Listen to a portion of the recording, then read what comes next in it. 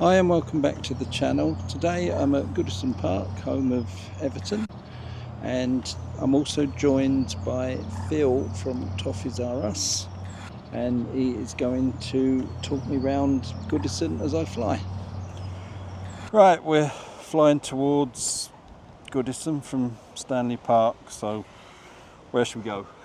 Well, let's take a look over the park end, which is the closest one to us. That's this one, yeah.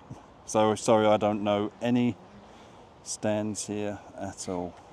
So the park end was redone in, it was 1994, and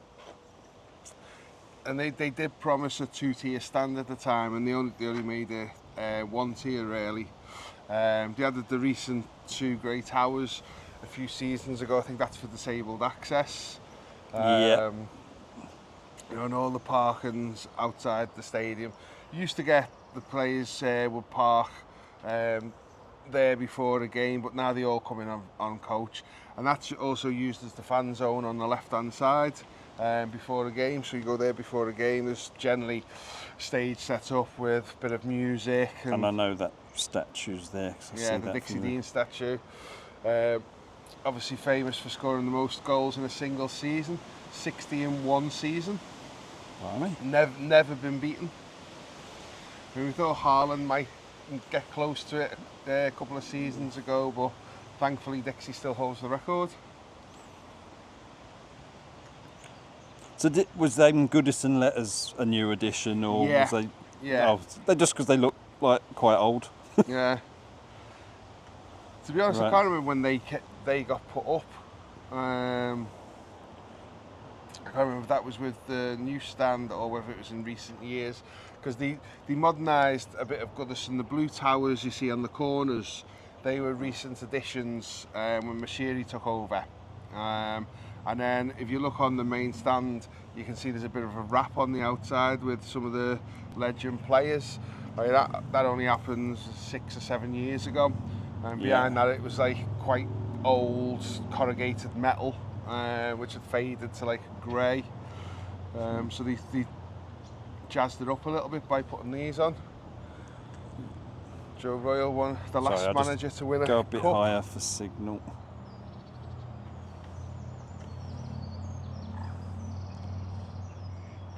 And that's looking at the main stand. Now if you look on the left of the main stand, you can see the church, St Luke's,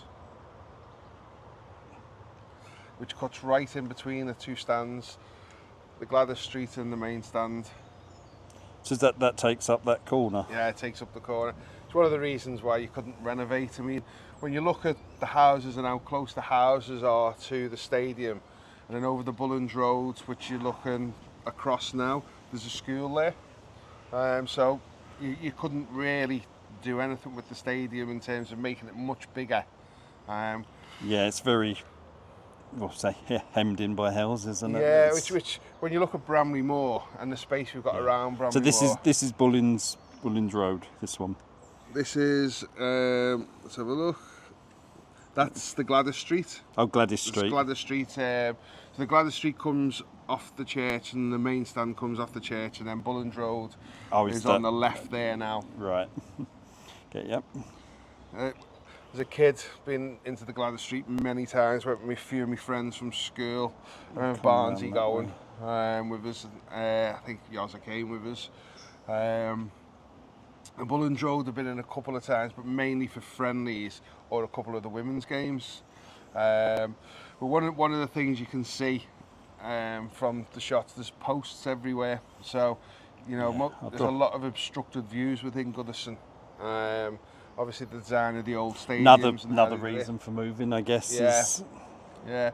There's that post you can see sort of centre-ish there on the screen now. That obscures the left-hand goal post at Gladys Street from where I sit. Right. Yeah, that one there. So I sit there. Some of the directors' boxes, I think. I bit behind all that.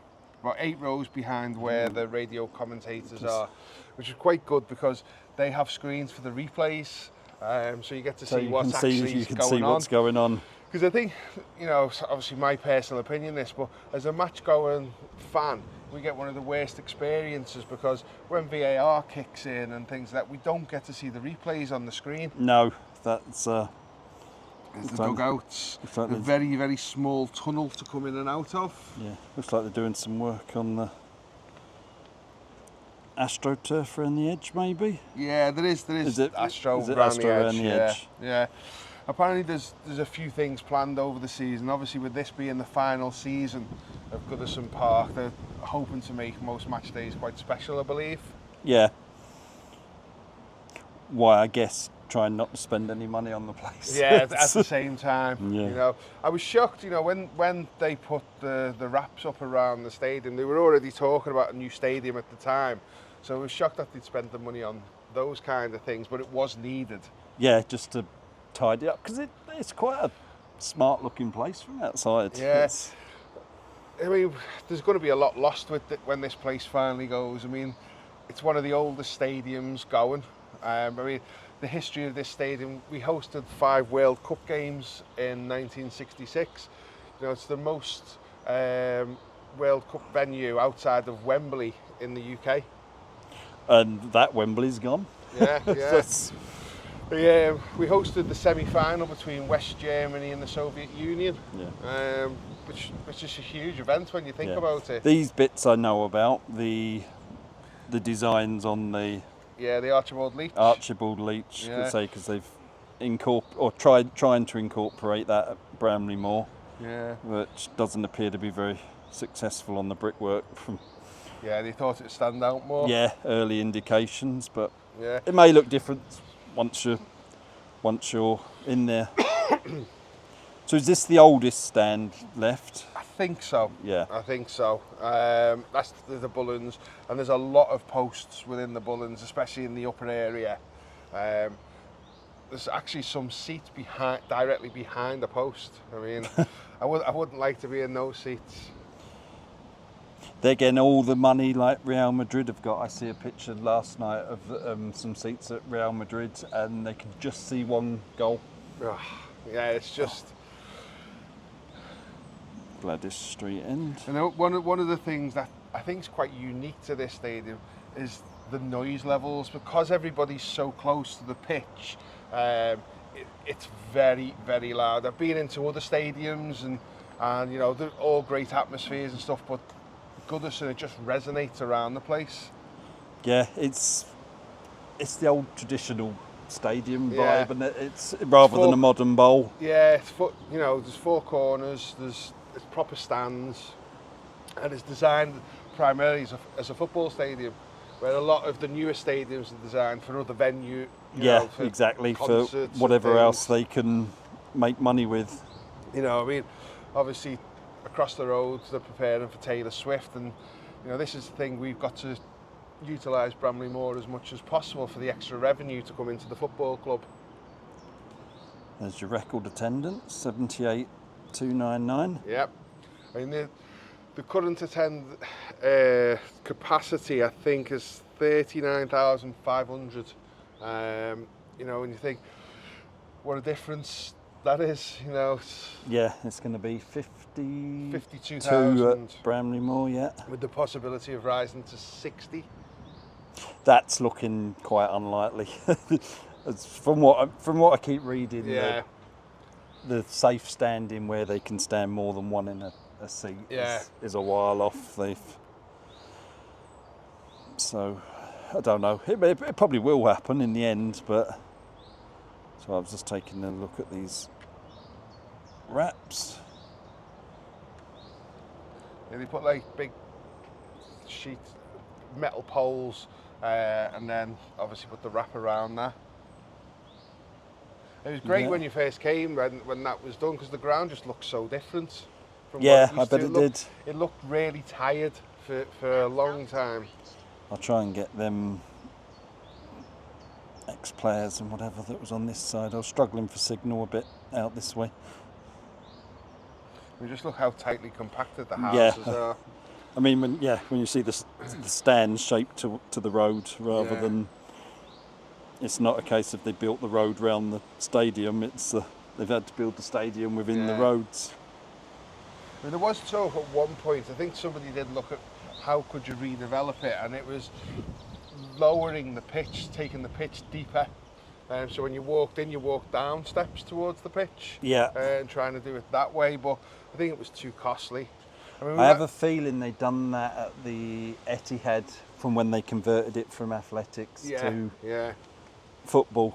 That's how they got the seats closer to the pitch. Yeah. It was lowered, where West Ham didn't. Yeah. And it's I mean, some of the views from the West Ham Stadium don't look great, especially if it's sat at the back. I mean, we're all going to miss this when it's gone. I mean, it's going to be sad when it's tore down. Definitely. It's one, as you say, it's one of the last traditional old stadiums. Yeah, you think like, people, I was brought here by my dad, as a young boy to see my first match, and how many times that's happened. Friend of mine, he comes here with his dad's like really old, and he's been season ticket for forever. I think, if I remember right, Everton did something for him where I think his season ticket's free now because he's been that long and he's that old. All right, that's good. Yeah, it's a nice thing to do. I'd say if I manage it, I should be able to. Excuse me, small screen. I think that's it there.